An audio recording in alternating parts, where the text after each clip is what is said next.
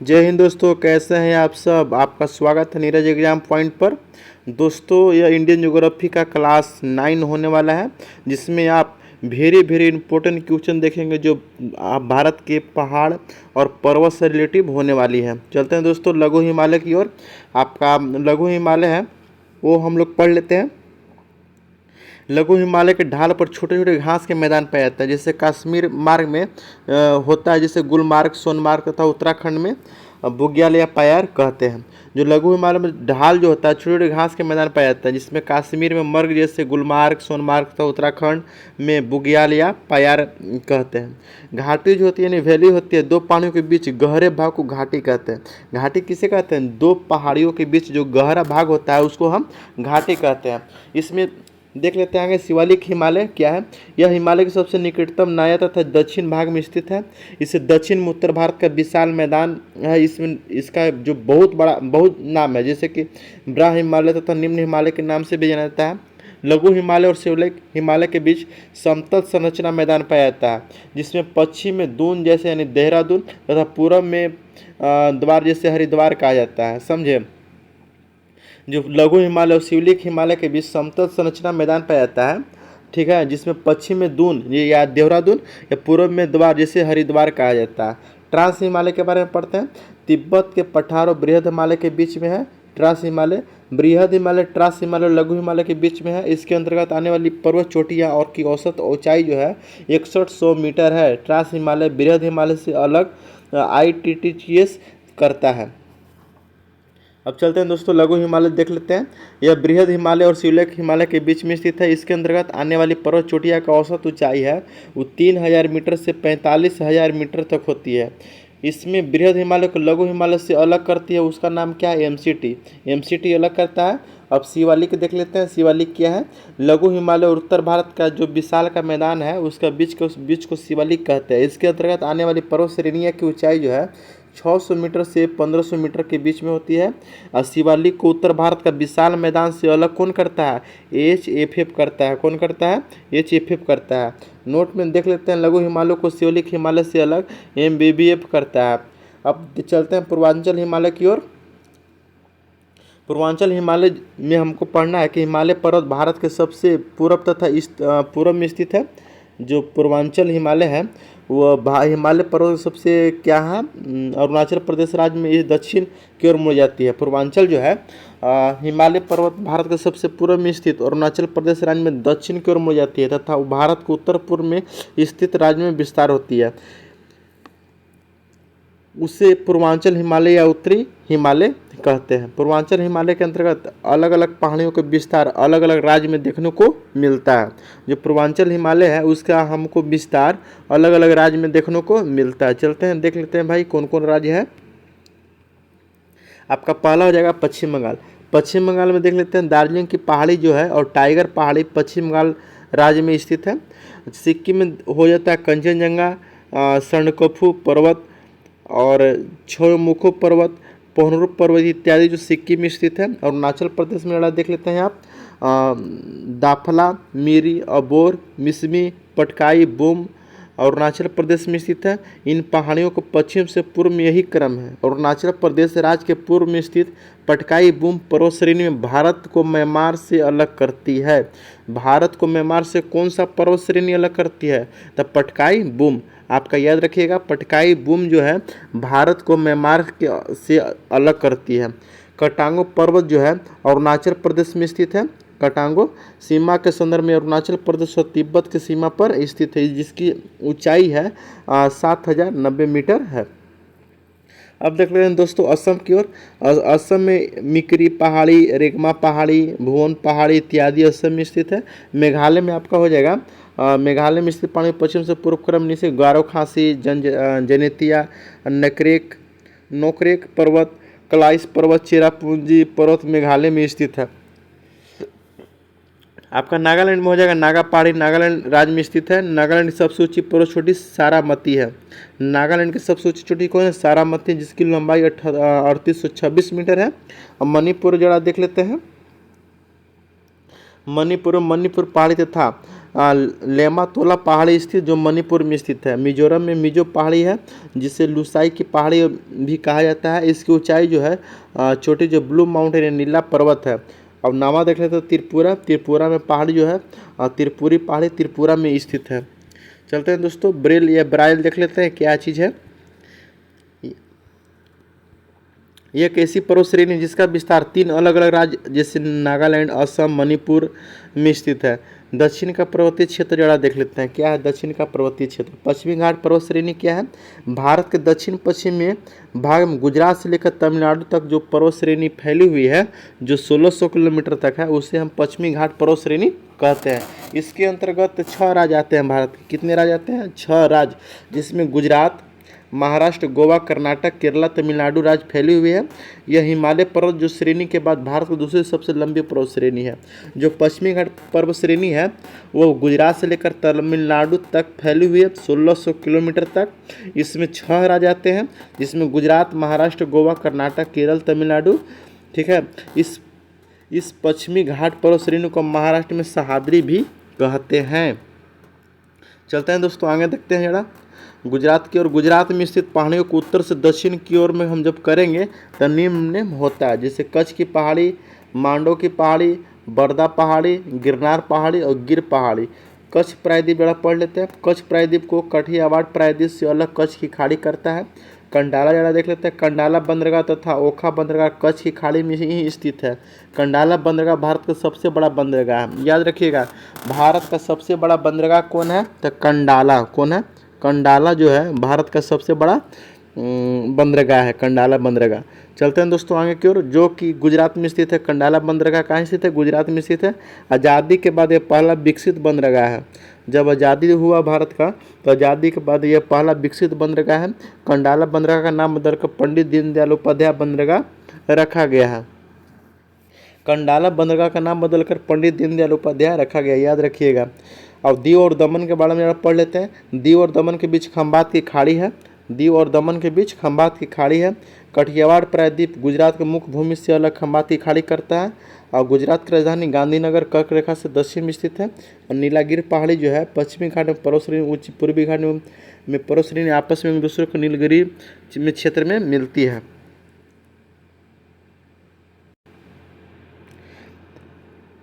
गुजरात की राजधानी गांधीनगर कर्क रेखा से दक्षिण में स्थित है। हम भी पढ़ाए हैं कि गुजरात की जो राजधानी कर्क रेखा से दक्षिण में स्थित है। नीलगिरी पहाड़ी जो है पश्चिमी घाट पर्वत श्रेणी तथा पूर्वी घाट पर्वत श्रेणी के आपस में दूसरे को नीलगिरी क्षेत्र में मिलती है। नीलगिरी जो मूल रूप से तमिलनाडु राज्य में स्थित है, लेकिन इसका विस्तार तमिलनाडु के साथ साथ कर्नाटका, केरला के क्षेत्र में भी देखने को मिलता है। नीलगिरी के बारे में जान लेते हैं। नीलगिरी जो है सबसे चोटी डोडा बेटा है। नीलगिरी की सबसे ऊंची चोटी कौन सा है? डोडा बेटा, जिसकी ऊंचाई कितनी? 2636 मीटर। बहुत बार पूछा गया है कि नीलगिरी की सबसे ऊंची चोटी डोडा बेटा, याद रखिएगा। इसकी दक्षिण भारत की दूसरी सबसे ऊंची चोटी है। ये साउथ की दूसरी सबसे ऊंची चोटी कौन है? डेटाबोडा, याद रखिएगा। अन्नामुडी, अनाईमुडी के बारे में देख लेते हैं। दक्षिण भारत की सबसे ऊंची पर्वत चोटी है। इसकी ऊंचाई जो है 2695 मीटर है। अनाईमुडी 3 पहाड़ियों का केंद्र है, बिंदु है। इसके उत्तर में अनाईमलाई की पहाड़ी, दक्षिण में इलायची की पहाड़ी तथा पूर्व में पालनी की पहाड़ी स्थित है। पालनी की पहाड़ी तमिलनाडु राज्य में स्थित है। पालनी की पहाड़ी कहाँ स्थित है? तमिलनाडु राज्य में स्थित है। नीलगिरी पहाड़ी जो है और अन्नामलाई की पहाड़ी के बीच पालघाट दर्रा स्थित है। पालघाट दर्रा किसके किसके बीच में स्थित है? तो नीलगिरी की पहाड़ी और अन्नामलाई की पहाड़ी के बीच में पालघाट स्थित है। नीलगिरी क्षेत्र में टोडा नाम की जनजाति पाई जाती है। नीलगिरी के क्षेत्र में टोडा नाम की नीलगिरी के क्षेत्र में टोडा नाम की जो होता है जनजाति पाई जाती है, जो मूलतः पशुपालक जनजाति होती है। इस जनजाति में शिशुवध प्रथा का प्रचलन आज भी देखने को मिलता है।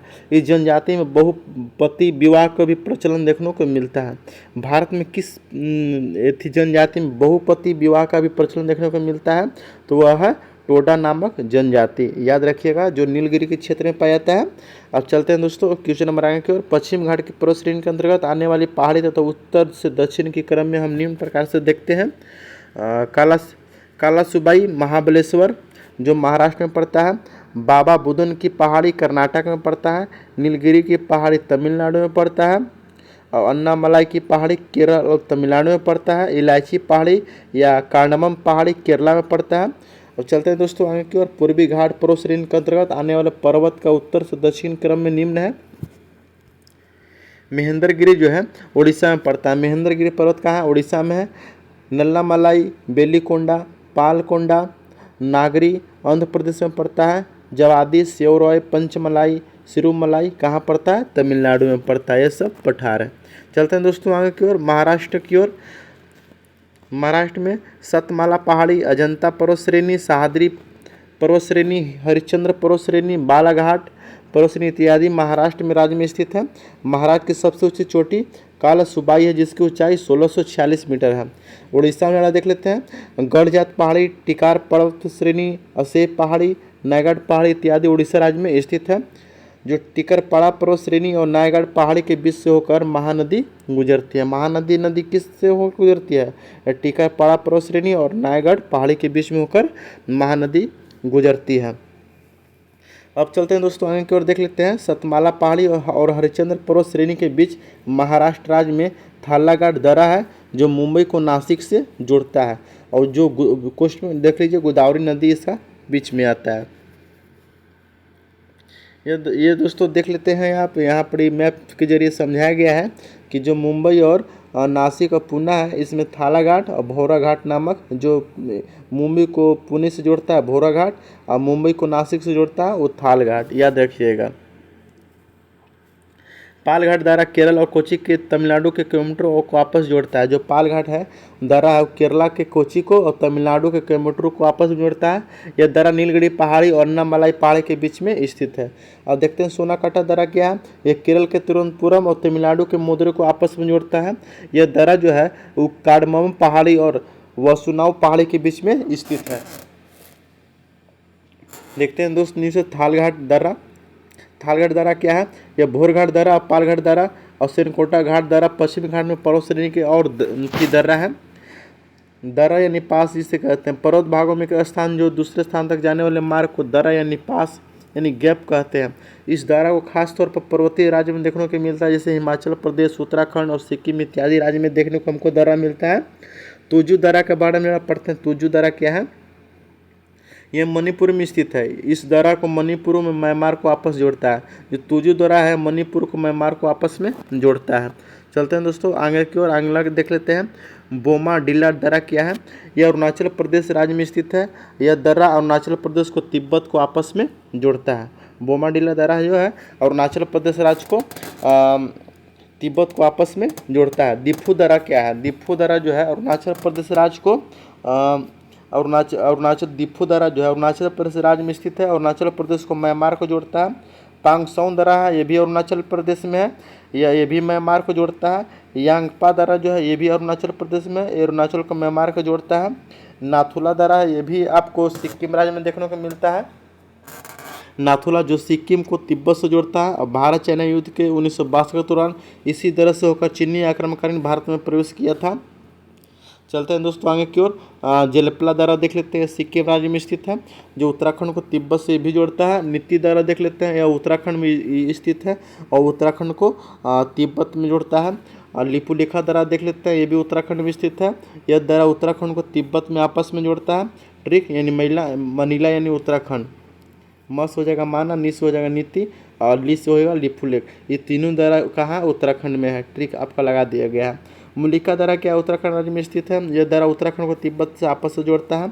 सिपिकिला दर्रा यह हिमाचल प्रदेश राज्य में स्थित है। यह दर्रा हिमाचल प्रदेश को तिब्बत से आपस में जोड़ता है। सिपिकिला दर्रा यह रोहतांग दर्रा जो है हिमाचल प्रदेश राज्य में स्थित है। यह हिमाचल प्रदेश को लाहुला शहर को स्थिति आपस से जोड़ता है। और बारालाचा दर्रा जो है हिमाचल प्रदेश में ये भी स्थित है, जो हिमाचल प्रदेश के मनाली को लद्दाख के लेह से आपस में जोड़ता है। चलते हैं दोस्तों आगे की ओर। जोजिला दर्रा देख लेते हैं। जोजिला दर्रा जो है या जम्मू कश्मीर में स्थित है, जो श्रीनगर को लेह से जोड़ता है। और बिरजुला दर्रा जो है जम्मू कश्मीर में भी स्थित है, जम्मू कश्मीर में स्थित है, जो यह दर्रा श्रीनगर को गिलागित से आपस में जोड़ता है। बनिहाल दर्रा है यह जम्मू कश्मीर राज्य में स्थित है, यह जम्मू कश्मीर को श्रीनगर को आपस में जोड़ता है। और पीर पंजाल दर्रा जो है जम्मू कश्मीर में भी स्थित है, जो जम्मू को कश्मीर को आपस में जोड़ता है। काराकोरम, लनकाला, देवसला, अघिल, चलंगा, खरदुला, पेंसिला इत्यादि दर्रा जो लद्दाख में स्थित है, सभी दर्रा लद्दाख चाइना को आपस में जोड़ता है। और यह दर्रा सबसे अधिक ऊंचाई पर स्थित दर्रा काराकोरम है। चलते हैं दोस्तों आगे की ओर।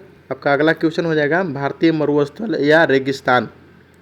चलते हैं जरा पढ़ लेते हैं क्या है। भारतीय मरुस्थल को थार मरुस्थल भी कहा जाता है। जो भारतीय मरुस्थल उसको थार मरुस्थल भी कहा जाता है। यह मरुस्थल सामान्यतः भारत के उत्तर पश्चिम में स्थित भारतीय राज्य राजस्थान में विस्तृत है।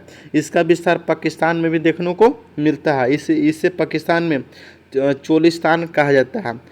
यह एक गर्म प्रकृति का मरुस्थल है जो पूरे विश्व का सबसे ज़्यादा मानव जनघनत्व वाला मरुस्थल थार मरुस्थल है। विश्व कुल क्षेत्रफल का 1/5 भाग पर या ऐसे कहें या 20% भूभाग पर मरुस्थल का विस्तार है।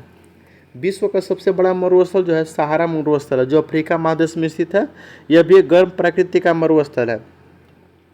वैसे भूभाग जहाँ पर 25 सेंटीमीटर से कम वर्षा होती है वह भूभाग मरुस्थल में तब्दील हो जाता है। देखिए मरुस्थल कब बनता है? जहाँ 25 सेंटीमीटर से कम वर्षा होगी वो क्षेत्र रेगिस्तान कहलाएगा। क्या कहलाएगा? रेगिस्तान कहलाएगा। ठीक है, इसलिए राजस्थान में 25% कम वर्षा होती है, इसलिए वहाँ अधिकांश मरुस्थल देखने को मिलती है। भारतीय द्वीप देख लेते हैं। भारतीय द्वीप को हम लोग 2 भाग में बांट कर पढ़ते हैं। बंगाल की खाड़ी में स्थित अंडमान निकोबार द्वीप और अरब सागर में स्थित लक्षद्वीप समूह। देख लेते हैं ये भी अंडमान निकोबार द्वीप समूह क्या है। यह भारत के दक्षिण पूर्व में स्थित बंगाल की खाड़ी में स्थित है। इस द्वीपों की संख्या लगभग 572 है। 572 जिसमें बड़े द्वीप मात्र 7 है। बड़े द्वीप में 4 बड़ा द्वीप है जिसमें अंडमान में, जबकि 3 बड़े द्वीप है निकोबार में। ठीक है, 7 द्वीप हम लोग को देखने को मिलता है। 4 गो बड़ा, 3 गो छोटा। बड़ा कहाँ है? अंडमान में। छोटा कहाँ है? निकोबार में। चलते हैं उत्तरी अंडमान की ओर। ये अंडमान निकोबार द्वीप समूह एक द्वीप है जिसमें द्वीप के पूर्वी भाग में नारकोंडम द्वीप है जो भारत का एकमात्र शुष्क ज्वालामुखी द्वीप है। अंडमान निकोबार द्वीप जो समूह की सबसे चोटी सैंडल पीक है जिसकी ऊंचाई 738 मीटर है। इसी पर स्थित द्वीप है। मध्य अंडमान जरा देख लेते हैं। मध्य अंडमान क्या है? यह भारत का सबसे बड़ा द्वीप है। इस द्वीप पर पूर्वी भाग में भारत का एकमात्र सक्रिय ज्वालामुखी बैरन द्वीप है। बैरन द्वीप कहाँ पड़ता है? हम देख लेते हैं दोस्तों साइलेंट वैली अपने जैव विविधता के लिए प्रसिद्ध है। साइलेंट वैली जो है अपने जैव विविधता के लिए प्रसिद्ध है। लाइफ वर्टिकल कंट्रोल यानी LAC जो है समीप गलवान घाटी में स्थित है। न्यूरा घाटी पश्चिम बंगाल में स्थित है। सिलिकॉन वैली कर्नाटक राज्य में स्थित है। आप देख लिए। पठार क्या है इसके बारे में जरा जान लेते हैं। धरातल से ऊंचा उठा वैसा स्थल जिसका आधार विस्तृत हो, शीर्ष सपाट हो, मेजेकार हो, पठार कहलाता है। औसत ऊंचाई जो होता है 500 से लेकर 600 मीटर के बीच में होता है। भारत के दक्षिण भाग जिसमें हम लोग प्रायद्वीपीय भारत कहते हैं, यहाँ पठारी भाग ही है जिसके कारण प्रायद्वीपीय पठार भी कहा जाता है। प्रायद्वीपीय पठार कई पठार के से निर्मित होता है, इसलिए हम इसे पठारी भी कहते हैं। प्रायद्वीपीय पठार को हम छोटा नागपुर के पठार से हम समझते हैं। छोटा नागपुर का पठार यह मूलतः झारखंड राज्य में स्थित है।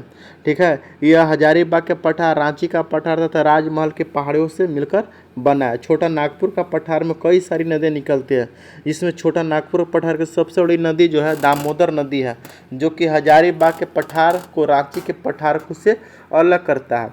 छोटा नागपुर का पठार जो है स्वर्ण रेखा नदी निकलती है जो दूसरी सबसे लंबी नदी है।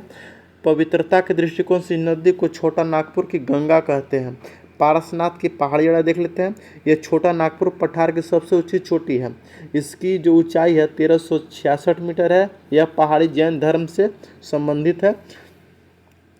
भारत का सबसे प्रसिद्धम और प्राथमिक चट्टान आर्कियन क्रम की चट्टान है। भारत की सबसे आधुनिकतम या नया चट्टान गोंडवाना क्रम की चट्टान है। भारत का 98% कोयला जो है गोंडवाना क्रम के चट्टान में ही पाया जाता है। 98% जो कोयला है गोंडवाना क्रम के चट्टान में पाया जाता है जो आधुनिकता या नया चट्टान के रूप में हम भारत का जानते हैं। हिमालय पहाड़ से संबंधित इंद्रावती पर्वत छत्तीसगढ़ में, मौलमी पर्वत गोवा में, कलेश्वर पर्वत हरियाणा में, बेतला झारखंड में। चलते हैं दोस्तों कल देखेंगे अध्याय 3 के, यह देखेंगे इसका वस्तुनिष्ठ प्रश्न उत्तर देख लेंगे कल। आपका लेसन 10 में देखने को मिलेगा। दोस्तों यह मेरा सेशन कैसा लगा कमेंट करके ज़रूर बताइए, और चैनल नए हो तो चैनल को सब्सक्राइब कर लीजिए और लाइक करना न भूलिएगा। धन्यवाद दोस्तों।